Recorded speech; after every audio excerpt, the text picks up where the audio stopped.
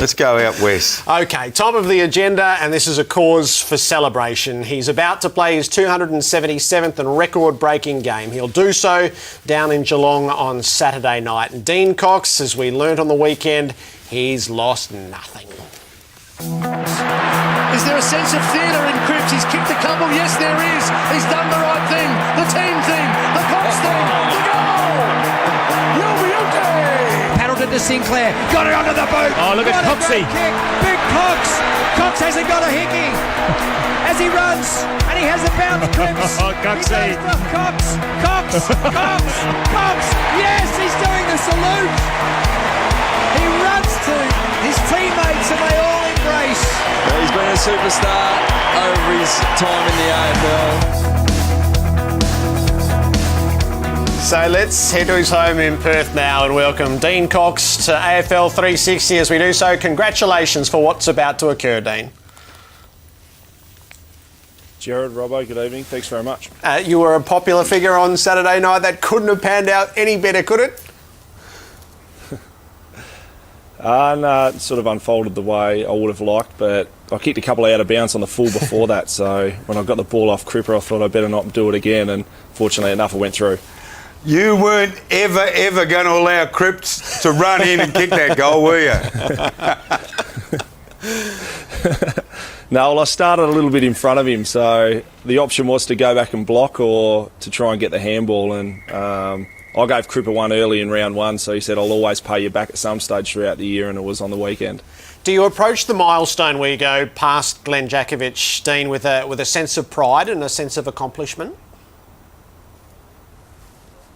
Yeah, for sure. I'm just grateful and lucky that I've got to represent this fantastic football club for a long period of time, and the game's record, it's been bearing down for a couple of years, and I idolised Jacko, I idolised a lot of the senior players when I was a younger kid and a massive supporter of West Coast. So first of all, to represent them once, but the amount of times has been an unbelievable experience, and I've enjoyed it, had some highs and lows, but enjoyed every minute of it.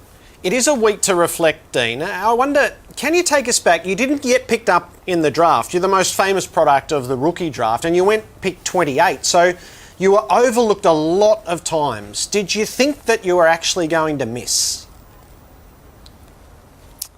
Yeah, for sure. I suppose when I first moved down from Dampier, I was still a very raw, skinny kid and had a heap of developing to do, and went to East Perth and missed out on the draft and got the opportunity through the rookie list, and from then learnt what it took to not only be able to start an AFL list, but how to try and get a game, and the work you had to put in from a lot of senior players that set the example. And yeah, the journey's been a long one, and certainly I didn't think I'd ever get to this stage. The physical development, we're watching early clips of you. You're a big fellow, but you were a bit skinny, and you're a bulky lad now. What is your physical development from start to now? I suppose when I first got to West Coast, I weighed about 87 kilograms, so I'm about 106 at the minute. So it's it's been a lot of time in the gym, but also maturing. And I suppose from early on, when I was that skinny and raw, I got to learn off Matthew Primus and Stephen King and Luke Darcy, a lot of the greats that taught me about technique. So when strength eventually did come, I could hold my own. I follow a lot of the Eagles players on Twitter, Coxie, and they talk about your nose sometimes. Did your nose grow with you as your body grew, or was it that sort of prominent when you were a 17, 18-year-old? I think it never stops, does it, Robbo? It served you well. Now, I want to ask you another question, but I don't want you to answer. On behalf of every Supercoach player out there, I want to thank you so much, because you've been an absolute constant in every team, I reckon, for every player for about eight years. Seriously though, what was the year? When was the year when you realised, hey, I can not just play this game, but I can dominate this game with your run? Yeah, I suppose 2001, 2 and 3, I was under Michael Gardner, who was playing some fantastic football for our footy club, and it probably wasn't until 2004 when Gardy got injured round 3 that I'd had 3 or 4 seasons, pre-seasons, to start to get my mobility back, and it was just a matter of trying to, I suppose at that stage I looked at Gardy, who was getting marks around the ground and starting to generate some footy, and I got to train, I got to push myself against him, and then when I got the opportunity, I thought this is the avenue I want to go down and try and be a link man around the ground and try and, once the ruck play or the stoppage is finished, to really try and have an impact for the team elsewhere. So that was the thought process behind trying to generate footy. Tell me your thoughts. We talk about ruckman having the agility and the ability to cover the ground, and we talk about ruckmen who are pure ruckmen. They talk about the ability to get the ball to their midfielders. Do you want to be known, or what do you think you're better at, covering the ground, or are you very proud of the fact that you're a really, really good tap ruckman?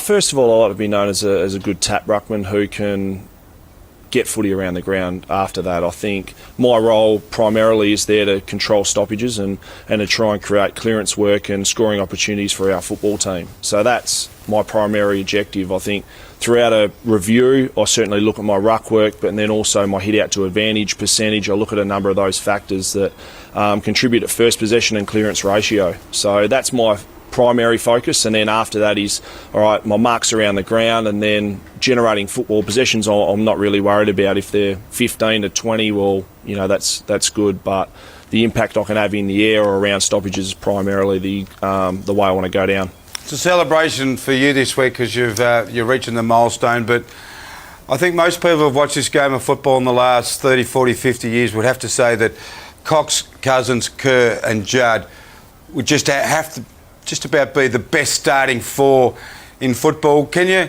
tell us about that? And can you be honest and say, actually, you really think it is as well? Yeah, I certainly think when I first got to the football club, Cuz was obviously there, and such a prolific on baller, and I come through with Curry, and then Juddy come, and we did create this bond and chemistry that really exposed sides on match day, and it was just a matter of trying to make sure we improve each other's strengths and we become a formidable outfit, which we did. And that's why we really enjoyed playing Brisbane throughout those years, because they obviously had Black and Voss and Ackermanis and Lappin, so it was a really good test to see where we were at. And yeah, we were pretty excited about the success we had together, but it would have been great if we could have stayed together a little bit longer. You played most of your career under John Worsfold. The first year was under Ken Judge, and now at the end. What's it like getting a new coach so late in the day, in a way? Yeah, I suppose it's a bit reinvigorating. I think I did have Bush for the 12 years, and he was an unbelievable coach and a real strong father figure to a lot of our players when we were coming through, and the values and beliefs that he had as a person. Let alone at the footy club that he held so high, and Simo's got exactly those same beliefs, so it's a similar person with a few different teaching methods, and I suppose that's been the exciting part, is not only to learn under Simo, but also we've got a whole complete new assistant group, development coaches, new ideas and a new game plan that we're trying to implement, and that's what's made pre-season so enjoyable so far. 277 games, I reckon you've got a couple more in you. What are you doing now, Coxie, to get you up week to week that you weren't doing 170 games ago? I suppose getting to bed a little bit earlier after the night you play footy, focusing a lot more on recovery, and just the probably the training load decreases a little bit because you're worrying about trying to be as fresh and recovered as possible for the weekend. So back then I was working as hard as I possibly could to improve my game and make sure I'd be the fittest ruckman in the comp, whereas now it's more about managing the body and trying to make sure that I'm ready to go on weekends. You talked about getting to bed early, and we all smile. Everyone goes out for a beer after the game. The environment around when Cousins was in trouble and the spotlight was on the Eagles, how proud are you of a person who experienced that, probably went out at that time, and where the club is now? I am very proud. I think where the football club got to wasn't an ideal place, and the issues that did arise and the way the club's come through, it's been a phenomenal effort. We went through a lot throughout those couple of seasons, and obviously under Nizzy and Woosh, and I think Darren Glass deserves a lot of credit for the way the club did turn around the culture and the stand that he made being the captain of this footy club. So yeah, it's been a fantastic turnaround, and hopefully it's a problem that we'll never have at this footy club again. And the last one, your relationship with Nick Natanui, which I imagine has helped evolve the next phase in your career, because as well as a mentor and a teammate, I don't doubt that there's been an element of coaching going on in that. Yeah, Nick's a fantastic young kid. I think when he first got to the football club, he was driven about trying to be as successful as he possibly could, as early as he could, but also being respectful for everyone around the footy club. I think he's got an unbelievable talent and a huge amount of ability. Now it's trying to make sure that his body can withstand the rigours of AFL, and then he can produce that on a more consistent basis. And yeah, he's obviously a really good friend, but also a great teammate, and someone that I want to try and, I suppose, not only to him but to Callum Sinclair and Scotty Lice, I want to pass on as much knowledge as I've learnt through the ruck craft over my time, so hopefully they become better players, and when I do leave the football club, it's going to be a better place as well. Oh, well, you've left the footy club a better place and you're not done yet. Dean, good luck for the record-breaking game down in Geelong, and long may it continue still. Thanks very much for having me, guys.